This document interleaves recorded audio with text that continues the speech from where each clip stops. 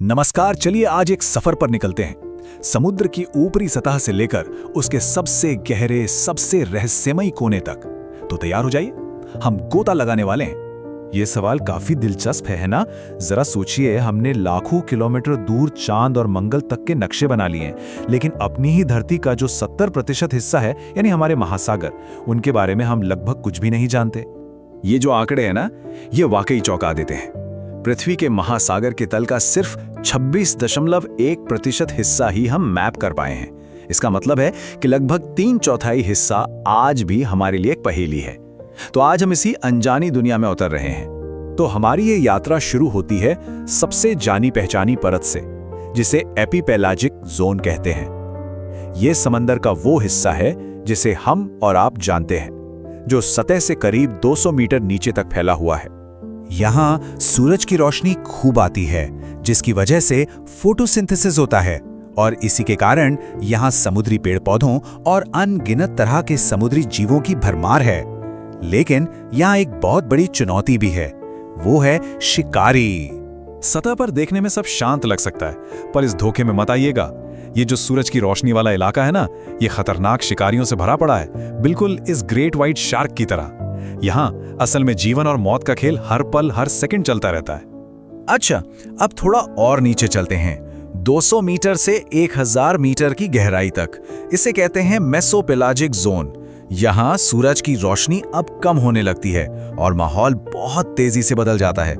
इस Twilight zone या कहीं गोधूली बेला में सूरज की रोशनी बस हल्की हल्की ही पहुंचती है, इतनी कम कि यहाँ पेड़ पौधे भी जिंदा नहीं रह सकते।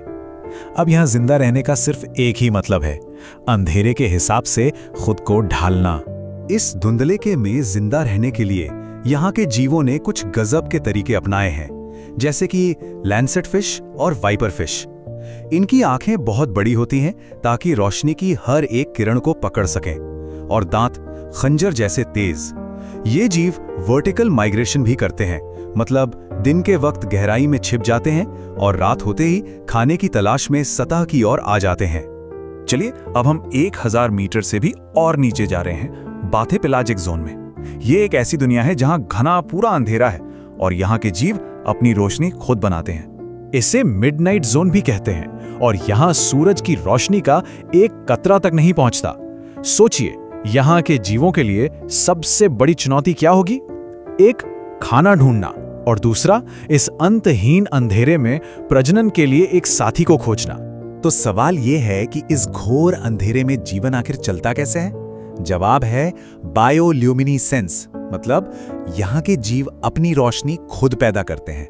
ये एक जीती जागती टॉर्च की तरह है, जिसका इस्तेमाल वो शिकार को अपनी ओर खींचने, साथी ढूंढने और हाँ, दुश्मनों को डराकर भगाने के लिए करते हैं। यहाँ का जीवन कितना अजीब हो सकता है, इसका सबसे बेहतरीन उदाहरण है एंग्लरफिश। छोटा सा नर एंग्लरफिश मादा को उसकी खास गंध से ढूंढता है, उसे काटता है और फिर हमेशा हमेशा के लिए उसके शरीर से चिपक जाता है।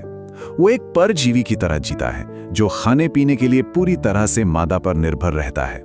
ये प्रकृति का प्रजनन को पक्का करने का एक बहुत ही अजीब तरीका है। अब हम समंदर की सबसे खतरनाक और चरम परतों में उतर रहे हैं, एबिसोल और हैडल जोन में। यहाँ का दबाव इतना ज्यादा है कि उसकी कल्पना करना भी नामुमकिन है। 4000 मीटर से भी नीचे शुरू होता है एबिसल जोन। यहाँ पानी बर्फीला है, चारों तरफ घना अंधेरा है और दबाव इतना कि किसी भी इंसान को एक पल में कुचल दे। और ऊपर से यहाँ खाना मिलना भी लगभग नामुमकिन है। तो फिर यहाँ जीवन बचता कैसे है? खैर, यहाँ के ज्यादातर जीव अंधे होते हैं, क्योंकि आंखों का कोई काम ही नहीं है। उनके शरीर जेली की तरह लचीले होते हैं ताकि उस भयानक दबाव को झेल सकें, और वे अपनी ऊर्जा बचाने के लिए बहुत धीरे धीरे चलते हैं। वे घात लगाकर शिकार करते हैं, बस चुपचाप इंतजार करते हैं कि उनका खाना तैरकर उनके पास आ जाए। जरा इस दबाव को समझने की कोशिश करते हैं। ये सतह पर हम जो दबाव महसूस करते हैं ना, उससे 1000 गुना ज्यादा है। मतलब इसको ऐसे समझिए जैसे शरीर के हर एक इंच पर सैकड़ों हाथी खड़े कर दिए गए हों। इस दबाव को एक और नजरिए से देखते हैं। मारियाना ट्रेंच में दबाव लगभग 1086 बार्स है। अब इसकी तुलना कीजिए हमारे सोलर सिस्टम के सबसे गर्म ग्रह शुक्र यानी वीनस से। वहां की सतह पर वायुमंडलीय दबाव सिर्फ 93 बार्स है, यानी पृथ्वी की गहराइयों का दबाव शुक्र की सतह से भी 10 गुना से ज्यादा है। और अब आखिरकार हम पहुंचते हैं हैडल जोन में। ये 6000 मीटर से भी नीचे दुनिया की सबसे गहरी समुद्री खाइयों में मौजूद है। ये धरती पर जीवन के लिए सबसे मुश्किल, सबसे कठोर माहौल है। यहाँ जो जीव मिलते हैं वो ऐसा लगता है जैसे विज्ञान के नियमों को ही चुनौती दे रहे हों। जैसे ये बैरेलाई मछली, इसका सिर पारदर्शी है ताकि ये सीधे ऊपर की ओर देख सके, या फिर टेलीस्कोप ऑक्टोपस जो लगभग पूरा का पूरा ट्रांसपेरेंट है। ये जीव इस बात का सबूत है कि जिंदगी सबसे मुश्किल हालातों में भी अपना रास्ता बना ही लेती है। लेकिन इस गहराई के कुदरती अजूबों के बीच वैज्ञानिकों को कुछ और भी मिला, कुछ ऐसा जिसकी किसी ने कल्पना भी नहीं की थी। क्या लगता है इस अनछुई अनजानी दुनिया में आखिर क्या मिला होगा? कोई नया अजीबो गरीब जीव या कोई भूवैज्ञानिक रहस्य? नहीं, जो मिला वो था एक प्लास्टिक का बैग। ये एक ऐसी सच्चाई है जो दिल दहला देती है। हमारा फेंका हुआ कचरा धरती की सबसे गहरी, सबसे दूर, सबसे अनछुई जगह तक पहुंच चुका है।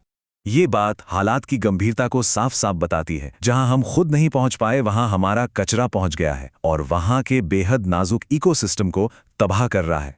और यही खोज हमें इस आखिरी सवाल पर लाकर छोड़ देती है। अगर हमारे कामों का असर दुनिया के सबसे गहरे हिस्से तक पहुंच चुका है, तो क्या कोई ऐसी जगह बची है जो इससे अछूती हो? ये एक ऐसा सवाल है जिस पर हम सभी को सोचना चाहिए।